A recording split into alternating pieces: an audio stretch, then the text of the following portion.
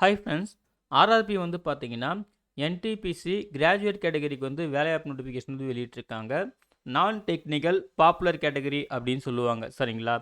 So, இதுக்கான முக்கியமான விவரங்கள் வந்து பார்க்கலாம். ஆன்லைன் அப்ளிகேஷன் வந்து 21 அக்டோபர் 2025 அன்றைக்கே ஓப்பன் பண்ணிட்டாங்க. அப்ளை பண்ணுறதுக்கு லாஸ்ட் டேட் வந்து பார்த்தீங்கன்னா 20 நவம்பர் 2025ன்னு சொல்லியிருக்காங்க. சரிங்களா? ஃபீஸ் பே பண்ணுறதுக்கு 2 நாள் எக்ஸ்ட்ரா டைம் தராங்க. 22 நவம்பர் 2025. கரெக்ஷன் பண்ணுற விண்டோ வந்து பார்த்தீங்கன்னா 23 நவம்பர்லேருந்து 2 டிசம்பர் வரைக்கும் ஓப்பனில் இருக்கும் அப்படின்னு சொல்லியிருக்காங்க.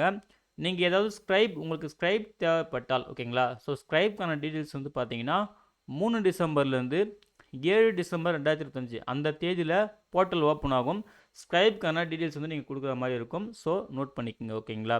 மேலும் இந்த டேபிளை கிளியராக பார்த்துக்குங்க. என்னென்ன போஸ்டிங் இருக்குது, ஸோ இனிஷியல் பே எவ்வளோ, மெடிக்கல் ஸ்டாண்டர்ட் என்ன நீங்கள் செக் பண்ணணும், அப்புறம் ஏஜ் லிமிட் என்ன, எவ்வளோ வேக்கன்சி இருக்குது ஓகேங்களா, எல்லா ஆர்ஆர்பி ஜோனும் சேர்த்து ஓகேங்களா.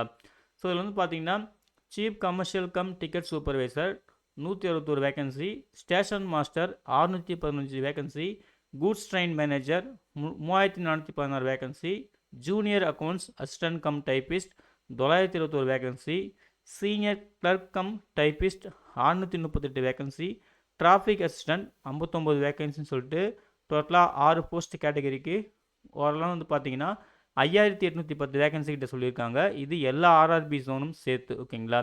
ஸோ பேசிக் பேலாம் வந்து பார்த்துக்குங்க. அதே போல் மெடிக்கல் ஸ்டாண்டர்ட் கிளியராக பார்த்துக்குங்க. B2வா A2வா அப்படின்னு சொல்லிட்டு. ஏஜ் லிமிட் வந்து பார்த்தீங்கன்னா எல்லா போஸ்டிங்க்குமே 18லேருந்து 33 வயசுன்னு சொல்லியிருக்காங்க ஓகேங்களா. ஸோ செக் பண்ணிக்கோங்க.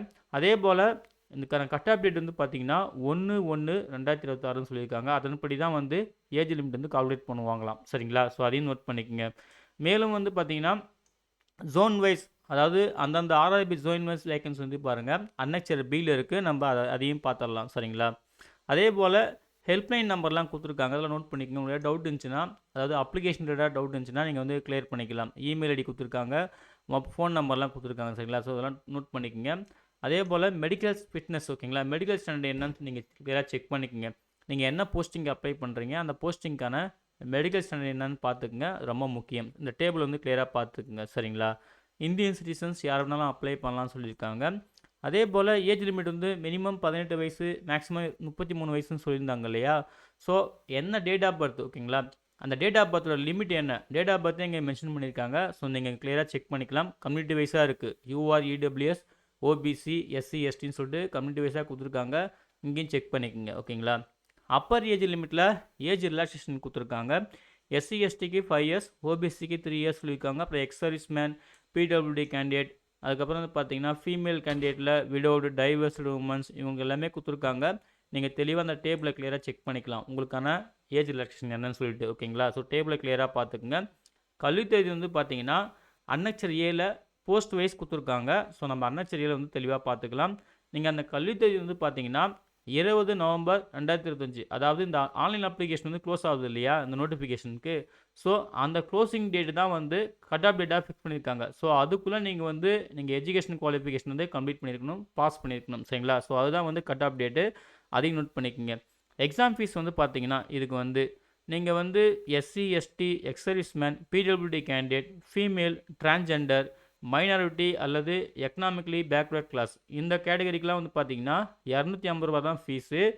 ஸோ இவங்களை தவிர்த்து மற்ற எல்லா கேட்டகரிக்கும் 500 ரூபா ஃபீஸுன்னு சொல்லியிருக்காங்க. நீங்கள் 500 ரூபா பே பண்ணுற கேட்டகரினா உங்களுக்கு 400 ரூபா ரீஃபண்ட் ஆகும். நீங்கள் 250 ரூபா பே பண்ணுற கேட்டகரினா உங்களுக்கு 250 ரூபாவும் ரீஃபண்ட் ஆகும். அதுக்கான சில டீட்டெயில்ஸ்லாம் கொடுத்துருக்காங்க. சரிங்களா. நீங்கள் அதுக்கு வந்து பார்த்தீங்கன்னா ஃபஸ்ட்டு ஸ்டேஜ் சிபிடி வந்து அட்டன் பண்ணியிருக்கணும். யாரெல்லாம் வந்து ஃபஸ்ட்டு ஸ்டேஜ் சிபிடி அட்டன் பண்ணுறாங்களோ அவங்களுக்கு தான் இந்த ரீஃபண்ட் ஆகும். ஸோ அதுக்கான கைட்லைன்ஸ்லாம் கொடுத்துருக்காங்க. அதெல்லாம் தெளிவாக வந்து பார்த்துக்குங்க. ஆன்லைன் மோட் தான் நீங்கள் வந்து ஃபீஸ் வந்து பே பண்ணணும் அப்படின்னு சொல்லியிருக்காங்க. ஸோ அதையுமே செக் பண்ணிக்கங்க. ரீஃபண்டுக்கான இன்ஸ்ட்ரக்ஷன் கொடுத்துருக்காங்க. இந்த கைட்லைன்ஸ் பாயிண்ட்லாம் கொடுத்துருக்காங்க. இதெல்லாம் தெளிவாக நீங்கள் பார்த்துக்குங்க ஏதாவது டவுட் இருந்துச்சுன்னா. சரிங்களா. மேற்கொண்டு வந்து பார்த்தீங்கன்னா பிடபிள்யூடி கேண்டிடேட்கான சூட்டபிலிட்டி, அவங்களுக்கான எலிஜிபிலிட்டி கிட்ட எல்லாம் கொடுத்துருக்காங்க. நீங்கள் தெளிவாக அங்கே செக் பண்ணிக்கலாம். அப்புறம் ஸ்க்ரைப் டீட்டெயில்ஸ் ஓகேங்களா, அதுக்கான கைட்லைன்ஸ் கொடுத்துருக்காங்க. அதையுமே நீங்கள் வந்து பார்த்துக்குங்க. அப்புறம் எப்படிலாம் ரிஜிஸ்ட்ரேஷன் பண்ணணும் ஸ்க்ரைபை வந்து அப்படின்னு சொல்லிட்டு அதுக்கான இன்ஸ்ட்ரக்ஷன்லாம் கொடுத்துருக்காங்க. தெளிவாக பார்த்துட்டு வந்து நீங்கள் அதுக்கு டீட்டெயில்ஸ்லாம் ப்ரொவைட் பண்ணுங்கள் ஓகேங்களா. ரெக்ரூட்மெண்ட் ப்ராசஸ் ஓகேங்களா. இந்த என்டிபிசி கிராஜுவேட் கேட்டகரிக்கு என்ன ரெக்ரூட்மெண்ட் ப்ராசஸ் பாருங்கள். ஃபஸ்ட்டு ஸ்டேஜ் சிபிடி ஓகேங்களா, அப்புறம் செகண்ட் ஸ்டேஜ் சிபிடி இருக்கும். அப்புறம் வந்து பார்த்தீங்கன்னா டைப்பிங் ஸ்கில் டெஸ்ட்டு. யாரெல்லாம் வந்து டைப்பிங் ரிலேட்டடாக வந்து போஸ்ட்டுக்கு அப்ளை பண்ணுறீங்களோ அவங்களுக்கு வந்து டைப்பிங் ஸ்கில் டெஸ்ட் இருக்கும் தேர்ட் ஸ்டேஜில் வந்து. அது இல்லாத மற்றவங்களுக்கு வந்து பார்த்தீங்கன்னா சிபேட்னு ஒரு தேர்ட் ஸ்டேஜ் இருக்கும் ஓகேங்களா. இது வந்து தேர்ட் ஸ்டேஜ்னு சொல்லுவாங்க. ஃபோர்த் ஸ்டேஜ் வந்து பார்த்தீங்கன்னா டாக்குமெண்ட் வெரிஃபிகேஷன், அதுக்கப்புறம் மெடிக்கல் எக்ஸாமினேஷன் இருக்கும் ஃபிஃப்த் ஸ்டேஜில் வந்து. ஸோ இதெல்லாம் வந்து நீங்கள் ப்ராப்பராக பாஸ் பண்ணால் மட்டும்தான் உங்களுக்கு வந்து அப்பாயின்மெண்ட் கிடைக்கும் அப்படின்னு சொல்லியிருக்காங்க. ஸோ ஒவ்வொரு ஸ்டேஜுக்கான டீட்டெயில்டு அந்த இன்ஸ்ட்ரக்ஷன்லாம் கொடுத்துருக்காங்க. ஃபஸ்ட் வந்து பார்த்தீங்கன்னா ஃபஸ்ட்டு ஸ்டேஜ் ஓகேங்களா சிபிடி. ஸோ அதுக்கான எக்ஸாம் பேட்டர்ன் கொடுத்துருக்காங்க. General awareness, mathematics, general intelligence and reasoning சொல்லிட்டு 3 டாபிக், டோட்டலாக 100 கொஸ்டின்ஸ் கேட்பாங்க. எக்ஸாம் டைம் வந்து பார்த்தீங்கன்னா 90 மினிட்ஸு. இதில் ஸ்க்ரைப் யூஸ் பண்ணுறதுக்கு மட்டும் 120 மினிட்ஸ் ஓகேங்களா. அதாவது பிடபிள்யூடி கேண்டிடேட் யாரெல்லாம் ஸ்க்ரைப் யூஸ் பண்ணுறீங்களோ அவங்களுக்கு வந்து. ஸோ நெகட்டிவ் மார்க் இருக்குது 1/3 அப்படின்னு சொல்லியிருக்காங்க. அதே போல் இந்த ஃபஸ்ட்டு ஸ்டேஜ் சிபிடி யாரெல்லாம் வந்து குவாலிஃபை ஆகிறீங்களோ அவங்க கொடுக்குற கட் ஆஃபில் குவாலிஃபை ஆகிறவங்க வந்து பார்த்தீங்கன்னா செகண்ட் ஸ்டேஜ் சிபிடிக்கு வந்து நீங்கள் ஷார்ட் லிஸ்ட் ஆவீங்க அப்படின்னு சொல்லியிருக்காங்க. அதையும் வந்து பார்த்துக்குங்க. ஸோ செகண்ட் ஸ்டேஜ் சிபிடி வந்து பார்த்தீங்கன்னா இந்த ஃபஸ்ட்டு ஸ்டேஜ் சிபிடி இருக்குது பார்த்தீங்களா, அதில் குவாலிஃபை ஆகிறவங்க ஒரு வேக்கன்சிக்கு ஓகேங்களா, கம்யூனிட்டி வைஸாக ஒரு வேக்கன்சிக்கு 15 டைம் ஓகேங்களா, 15 நபர் அப்படின்ற விதத்தில் வந்து ஷார்ட் லிஸ்ட் பண்ணப்படும் அப்படின்ற மாதிரி சொல்லியிருக்காங்க. ஸோ அந்த டைமில் வந்து ஆர்ஆர்பி வந்து அதை டிசைட் பண்ணிக்கும் ஓகேங்களா. ஸோ அதான் பார்த்தீங்க. அதே போல் செகண்ட் ஸ்டேஜ் சிபிடிக்கும் எக்ஸாம் இந்த பேட்டர்ன் கொடுத்துருக்காங்க ஓகேங்களா.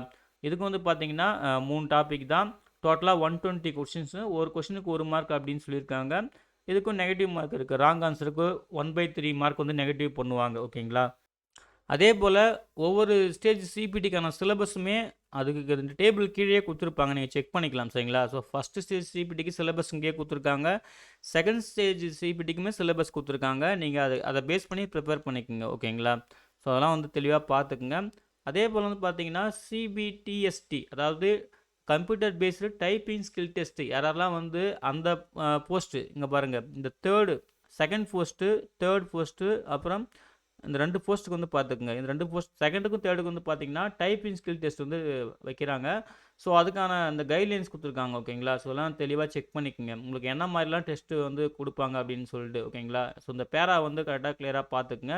இது வந்து இந்த சீனியர் கிளர்க் கம் டைப்பிஸ்ட்டுக்கும் ஜூனியர் அக்கௌண்டன்ட் அசிஸ்டன்ட் கம் டைப்பிஸ்ட்டுக்கும் வந்து அந்த computer based typing skill test வந்து வரும்.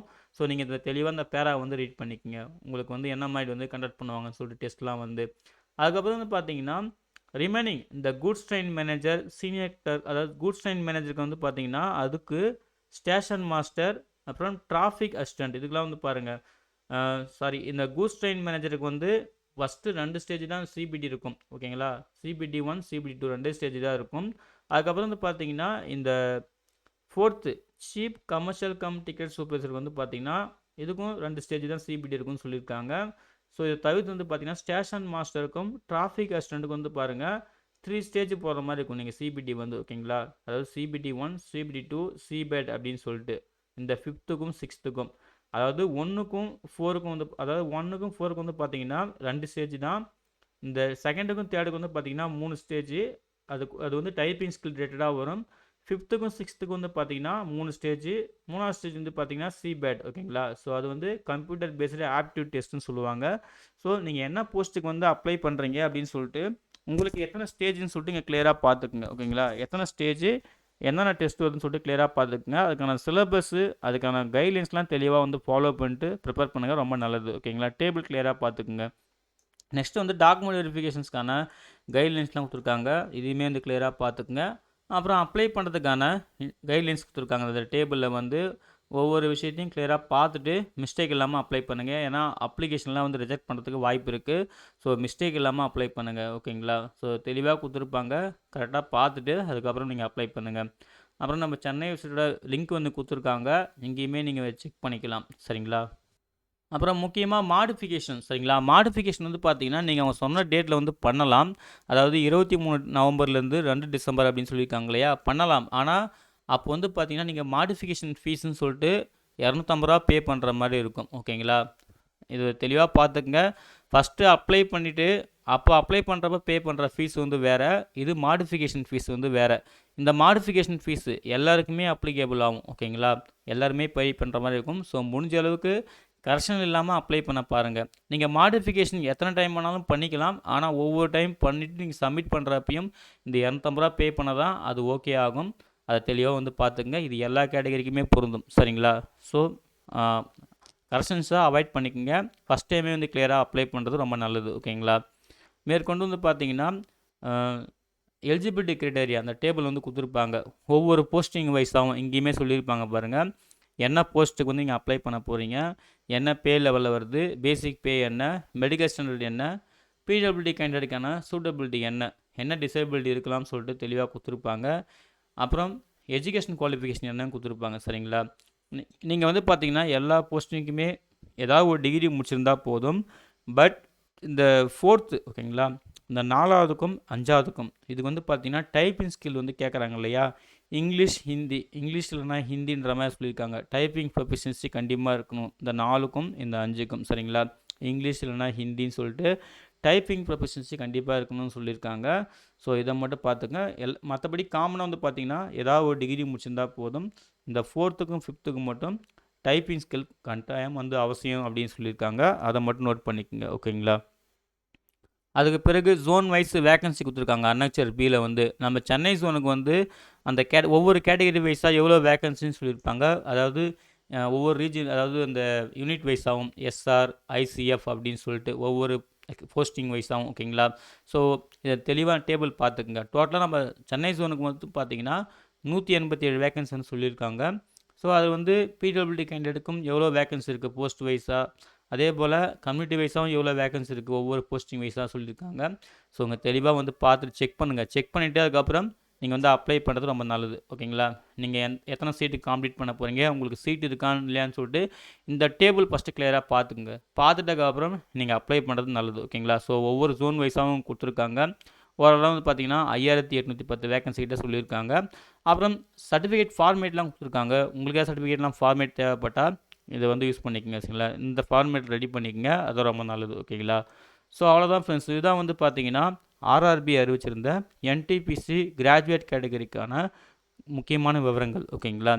ஸோ இந்த ஜாபுக்கு அப்ளை பண்ணுற லாஸ்ட் டேட் வந்து பார்த்தீங்கன்னா 20 நவம்பர் 2025. இன்னும் டைம் இருக்குது. ஸோ கிளியராக நோட்டிஃபிகேஷன் டைம் பாருங்கள். பார்த்துட்டு உங்களுக்கு எலிஜிபிலிட்டி எல்லாம் மீட் ஆச்சுன்னா ஆன்லைனில் மிஸ்டேக் இல்லாமல் அப்ளை பண்ணுங்கள். இந்த நோட்டிஃபிகேஷன் டவுன்லோட் பண்ணுறதுக்கான லிங்க்கையும் ஆன்லைனில் அப்ளை பண்ணுறதுக்கான லிங்க்கையும் இந்த வீடியோ டிஸ்கிரிப்ஷனில் தரேன். செக் பண்ணி யூஸ் பண்ணிக்கோங்க. சரிங்களா? அப்ளை பண்ணுற எல்லாருக்கும் wish you all the best. Thank you.